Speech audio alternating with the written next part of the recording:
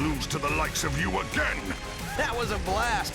Bring some chili dogs next time.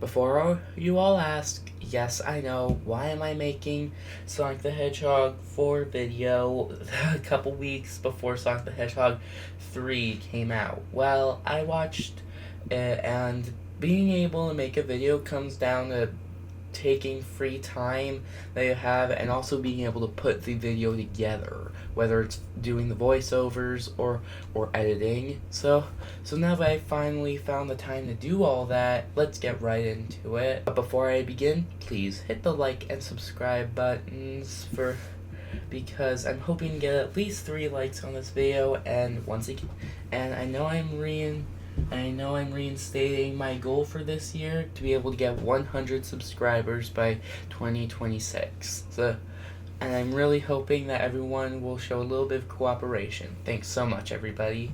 Shoutouts to all my other subscribers. To start off the video, I'd like to emphasize one quick thing. For Sonic the Hedgehog 1, we got Sonic with Tails in the bonus end credit scene, which makes two characters coming in one movie for the first one. Then we have Knuckles and Shadow, which we didn't see until that movie. So that's 2 more characters, making a total of 4. Shadow was pretty much the only other character besides Sonic, Tails, and Knuckles in the Sonic the Hedgehog 3 movie. So that would still tally us up to 4 characters. But wait, I have something to say. We got 2 other characters from the series in the bonus end credit scene from the first mid-credit scene. Yeah, the mid-credit scene, not bonus end credit scene. Yeah, I am having a little bit of trouble wording things right lately. Those 2 characters that we got from the game series was Amy Rose and Metal Sonic. Where did Metal Sonic come from? And why does he look so much like he did from the game? I figured that they'd at least tweak his design to make him more realistic looking. That's not what I expected, but still, seeing him in the mid-credit scene is quite surprising. Not only do we get Metal Sonic in his original cartoony design, we also get some mysterious figure in that robe, which is Amy. Apparently she's able to pilot her hammer. What? And what? And this got me thinking a little bit, especially with what's been going on with Sonic, Tails, Knuckles, and Shadow. Sonic is a little kid with extraordinary powers who didn't listen to Longclaw, and she ended up sacrificing herself to save Sonic and get him to Earth.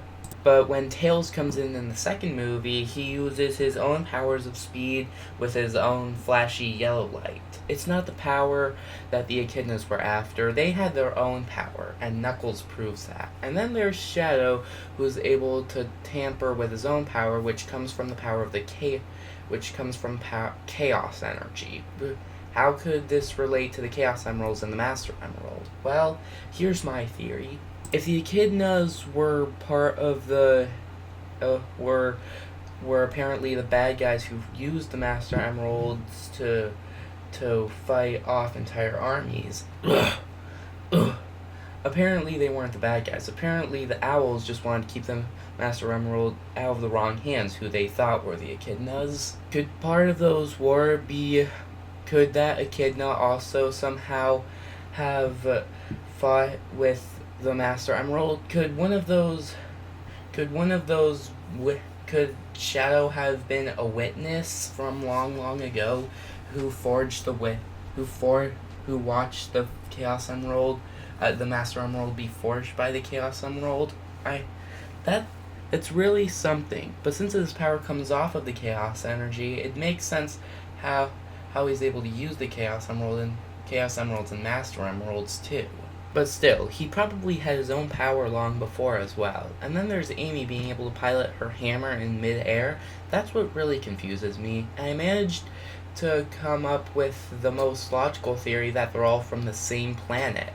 Yes, it's clearly proven that Knuckles, Sonic are from the same planet because the echidnas were hunting down Longclaw for the Master Emerald, and Tails was probably on the other side of that planet that Sonic lived in, and quite possibly Amy lived in the same village. And Metal Sonic, well, Metal Sonic was probably created by Gun after what happened with Sonic busting into Gun headquarters to get the other half of the design created by Gerald Robotnik. But how are all these animals, which are also from Earth, considered aliens, and have their own powers? Well, this is where I'm going to bring in a little bit of history from the anime Sonic X. If you want to understand more what I'm talking about, watch Sonic X on Netflix or Tubi.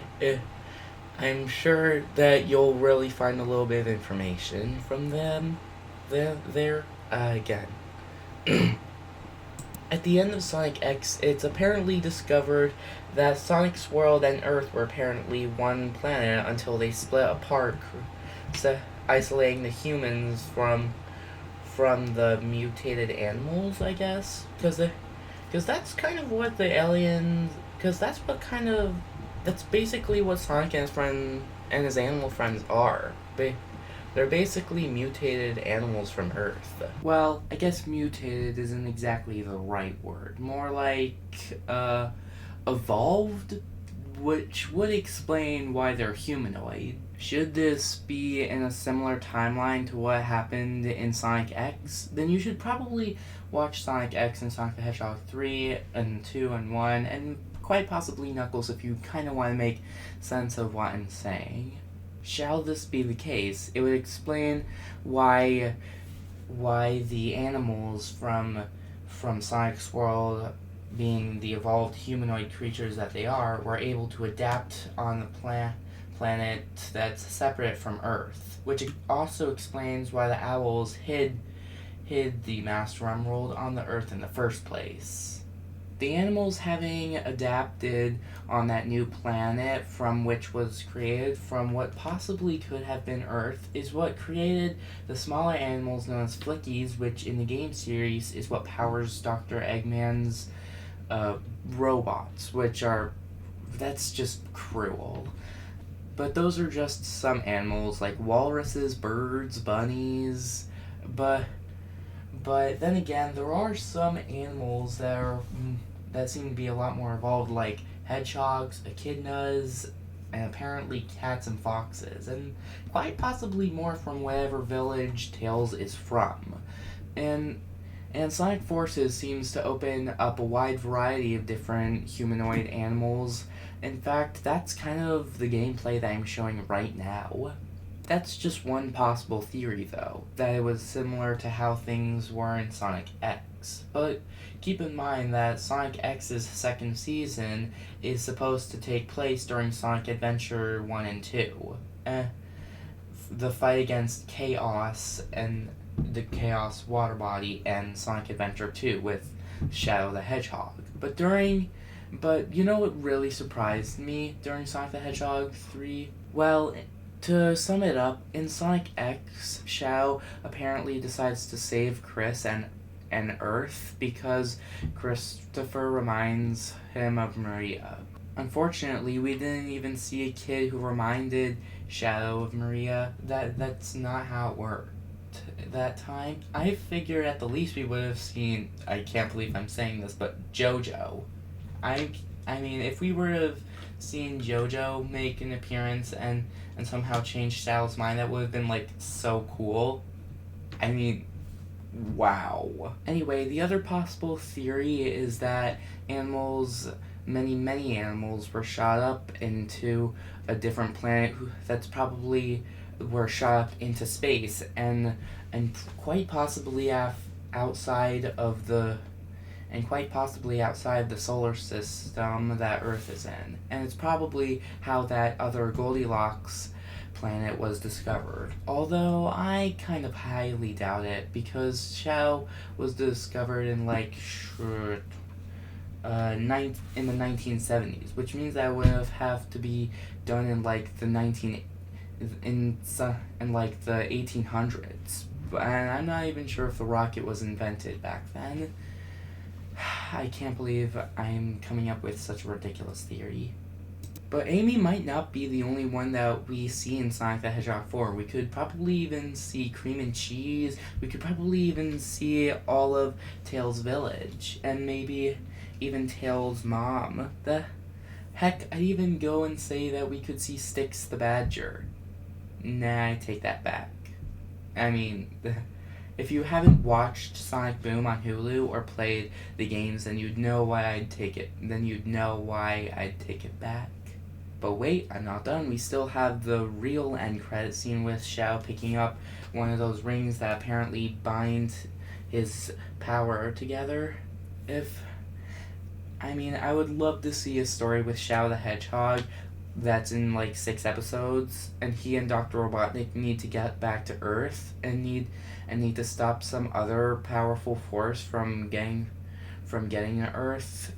I mean, if they both were to survive the explosion of that Death Egg arc thing that created that fun little small Milky Way, would have been so cool. I mean, I would love to see a side story where Shadow and Eggman are in some far off galaxy and they need to get back to Earth, but along the way they're trying to beat some aliens there to save Earth.